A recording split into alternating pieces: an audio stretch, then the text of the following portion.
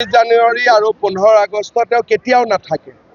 এইবাৰ বুলিয়ে নহয়, আগতেও যদি চাই তেওঁ 26 জানুৱাৰী 15 আগষ্ট ক'তো নাথাকে আৰু তেওঁৰ ঘৰৰ 3জন মানুহে বিদেশী। গতিকে তেওঁনো কেনেকৈ স্বদেশী হ'ব? এখন ঘৰত 4টাৰ পৰিয়াল, 3টাই বিদেশী। এজন মানুহ ক'ত থাকে আৰু কোনে খবৰ ল'ব? তেওঁতো সোঁতৰ লগতেই যাব লাগিব।